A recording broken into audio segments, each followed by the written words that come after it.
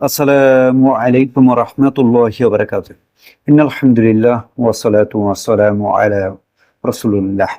যাবতীয় প্রশংসা ও গুণগান মহান আল্লাহ সুবহানাহু ওয়া তাআলার। দুরূদ ও সালাম বর্ষিত হোক আমাদের প্রিয় নবী আখিরি নবী হযরত মুহাম্মদ সাল্লাল্লাহু আলাইহি সাল্লামের উপর। আল্লাহুম্মা সাল্লি আলাইহি আল্লাহুম্মা বারিক আলাইহি। প্রিয় বন্ধু সকল, আল্লাহ সুবহানাহু ওয়া তাআলার অশেষ মেহেরবানিতে সবাই ভালো আছেন, আমিও ভালো আছি আলহামদুলিল্লাহ। আজকে একটু আলোচনা করার ইচ্ছা পোষণ করছি। মসজিদ আল্লাহ সুবহানাহু ওয়া তাআলার ঘর। মসজিদের দায়িত্ব কারা পালন করবে? মসজিদের খেদমত কারা করবে? মসজিদের সাথে যারা সম্পৃক্ত থাকবেন তাদের অবস্থান আল্লাহ সুবহানাহু ওয়া তাআলা কোরআন কারিমে তুলে ধরেছেন। তাদের মধ্যে যেন এই গুণাবলীগুলা অবশ্যই থাকে, তাহলেই তারা আল্লাহর ঘর মসজিদের দায়িত্ব পালনে সক্রিয় থাকবেন। আল্লাহ সুবহানাহু ওয়া তাআলা নির্ধারণ করে দিয়েছেন। তা আমরা যারা জেনেছি তারও বিভিন্ন প্রতিকূলতার কারণে এই দায়িত্ব থেকে পিছিয়ে থাকার চেষ্টা, যারা জানে না তারাও না জেনে দুনিয়াবি সম্মান, লোক দেখা দেখি আগ্রহ পোষণের চেষ্টা, এর ভিতরেই কিন্তু মুমিন মুসলিমের জন্য রয়েছে পরীক্ষা। অবশ্যই আল্লাহর দ্বীন বাস্তবায়নের জন্য, আল্লাহর দ্বীন বাস্তবায়নে পরীক্ষা থাকবে।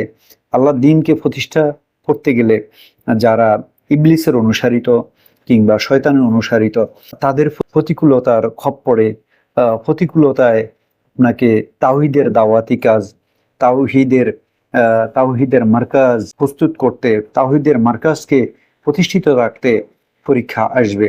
আল্লাহ সুবহানাহু ওয়া তাআলা এই সমস্ত পরীক্ষা থেকে আমাদেরকে হেফাজত করুক।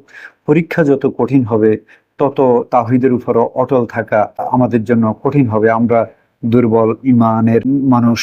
আল্লাহ সুবহানাহু ওয়া তাআলা আমাদের জন্য সহজ করে দেন পরীক্ষায় উত্তীর্ণ হয়ে তাওহীদকে প্রতিষ্ঠা করে দুনিয়ার জমিন থেকে বিদায় নেওয়ার। আল্লাহ সুবহানাহু ওয়া তাআলা কোরআনে কারিমে সূরা তাওবা 19 নম্বর সূরার 18 নম্বর আয়াতে কি বলছেন? আউযু বিল্লাহি মিনাশ শাইতানির রাজিম। বিসমিল্লাহির রহমানির রহিম।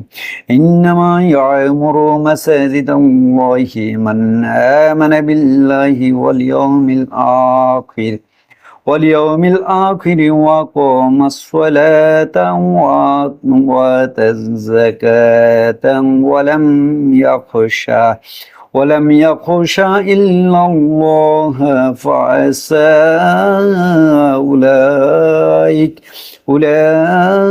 أولئك أن يكونوا من المهتدين। আলহামদুলিল্লাহ। আল্লাহ সুবহানাহু ওয়া তাআলা এই কোরআনে কারিমে স্পষ্ট করে দিয়েছেন, একমাত্র তারাই আল্লাহর মসজিদ সমূহ আবাদ করবে যারা আল্লাহ ও শেষ দিনের প্রতি ঈমান রাখে। তার মানে আল্লাহ সুবহানাহু ওয়া তাআলা এখানে মেসেজ দিয়েছেন, লা ইলাহা ইল্লাল্লাহর উপরে যারা বিশ্বাস রাখলো, আল্লাহকে মানলো, আল্লাহর রাসূলকে মানলো, আল্লাহ এবং কি আল্লাহ রাসূলকে পরিপূর্ণভাবে মানার চেষ্টা করলো, ঈমান আছে মর্মে নিজে জীবন ব্যবস্থা পরিচালনা করে। লা ইলাহা ইল্লাল্লাহর উপরে থাকা মানে হলো ঈমানের উপরে বাস্তবায়ন থাকা। ঈমান আছে এমন কাজে সম্পৃক্ত থাকা, আল্লাহ যা হুকুম করছে তা করা, আল্লাহ যা নিষেধ করছে তা থেকে বিরত থাকা। যেমনটি আপনি সত্যবাদী হওয়া, অন্যের হক না মারা, আল্লাহ সুবহানাহু ওয়া তাআলা মিথ্যা বলতে নিষেধ করছে মিথ্যা না বলা, মানুষের সাথে সদাচরণ, প্রতিবেশীর সাথে সদাচরণ সহ প্রকৃতপক্ষে একজন মুসলিম হিসাবে নিজেকে গড়ে তোলা, ঈমানের উপরে বাস্তবায়ন। এক কথায় আল্লাহ সুবহানাহু ওয়া তাআলা যেভাবে বলছেন আল্লাহ রাসূলের আদর্শিক জীবন ব্যবস্থা নিজেকে গড়ে থাকা। দ্বিতীয় নাম্বার পয়েন্ট হলো সালাত কায়েম করা। সালাত কায়েম করা হলো নিজে 5 ওয়াক্ত সালাত জামাতের সাথে বাস্তবায়ন করা, এবং কি অন্য ভাইদেরকে দ্বীনের দাওয়াত, এবং কি বিভিন্ন হালাকা, দ্বীনি মজলিস, 5 ওয়াক্ত সালাতে নিজে যেমন হাজির হওয়া, অন্যকেও প্রতিবেশী ভাইদেরকে 5 ওয়াক্ত নামাজমুখী, সালাতমুখী করা, সালাত কায়েম করা। সালাত কায়েমের অনেক বিশাল অর্থ ইসলামে রয়েছে, আসুন আমরা জানার চেষ্টা করি।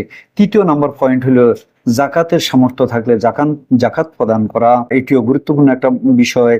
4 নম্বর পয়েন্ট হলো এই আয়াতে আল্লাহ সুবহানাহু ওয়া তাআলা বলছেন, আল্লাহ ছাড়া কাউকে যেন ভয় না করা। আল্লাহ ছাড়া কাউকে ভয় না করা মানে কি? এখানে আল্লাহর দ্বীন তাওহীদ প্রতিষ্ঠা করতে গেলে যত প্রকার ইবলিসের এবং কি ইবলিসের অনুসারিতদের যত প্রকার বাধা বিপত্তি আসবে, আল্লাহর উপরে আমল আখলাকের মাধ্যমে নিজেকে যোগ্যভাবে সেই দায়িত্বে অটল রাখার চেষ্টা করা, আল্লাহ ছাড়া কাউকে ভয় না করা।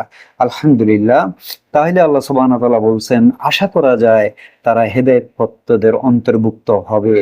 তার মানে হেদায়েত প্রাপ্ত হতে গেলে আল্লাহর ঘর মসজিদের দায়িত্ব যথাযথভাবে পালন করলে আপনি সমাজে ইনশাআল্লাহ শান্তি বিদ্যমান হবে। আল্লাহ যেভাবে বলছে আমল আখলাক এবং কি আল্লাহ রাসূলের আদর্শিক জীবন ব্যবস্থা যদি মসজিদ থেকে বাস্তবায়ন করা না যায়, আমরা দেখতেছি আজকে আল্লাহর কোরআন হাদিস দিয়ে অধিকাংশ মসজিদের আমল আখলাক, অধিকাংশ কমিটি, অধিকাংশ দায়িত্বশীলরা দায়িত্ব পালন করতে পারতেছেন না। কারণ কি? কারণ হলো আজকে বিশাল চক্রান্ত ইবলিস আল্লাহর সাথে ওয়াদাবদ্ধ যে তোমার বান্দাদেরকে, আল্লাহ আপনার বান্দাদেরকে আমি ভালো কাজ থেকে বিমুখ করে রাখবো।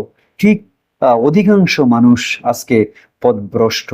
আমরা দাবি করছি মুসলিম, সালাত পড়ি না 5 ওয়াক্ত, আমরা দাবি করছি মুসলিম, মিথ্যার সাথে সম্পৃক্ত, আমরা দাবি করছি মুসলিম, অহংকার বিদ্বেষে আমাদের অন্তর কুলুষিত হয়েছে, আমরা দাবি করছি মুসলিম, অথচ পরহক মেরে খাচ্ছে অধিকাংশ মানুষ, আমরা দাবি করতেছি মুসলিম। জিনা ব্যভিচারের সাথে খোশ গল্প, রং তামাশার সাথে মেতে আছে, জুয়া, তারপরে বিভিন্ন হারামের সাথে সম্পৃক্ত রয়েছে আমাদের সমাজ।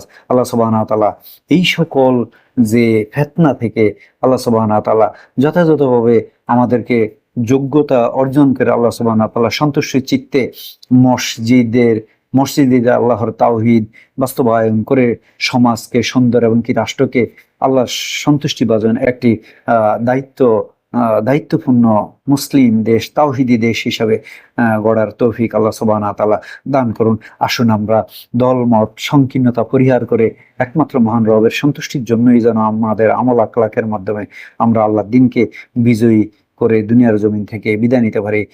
ভিডিওটি শেয়ার করুন, অন্য ভাইদেরকে দেখার সুযোগ করে দেওয়ার আহ্বান রইল। আসসালামু আলাইকুম ওয়া রাহমাতুল্লাহি ওয়া বারাকাতুহু।